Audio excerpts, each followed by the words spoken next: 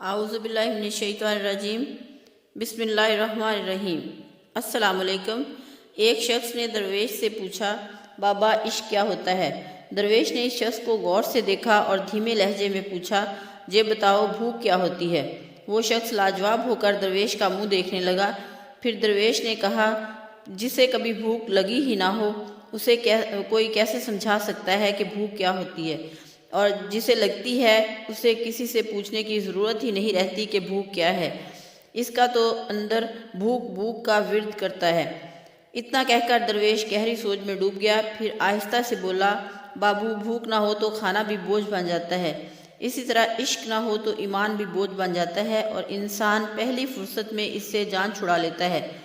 اللہ تعالیٰ اور اس کے پیارے محبوب کریم صلی اللہ علیہ وآلہ وسلم سے محبت نہ ہو تو فرائض اور سنتیں ایک بوجھ بن جاتے ہیں، جن سے آگ کے ڈر کی وجہ سے ہی انسان عہدہ برا ہوتا ہے۔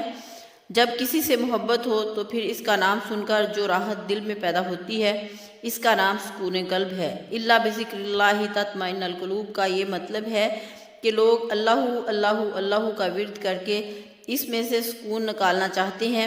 کیا مجازی محبت میں محبوب کے تذکرے سے آپ کو سکون نہیں ملتا؟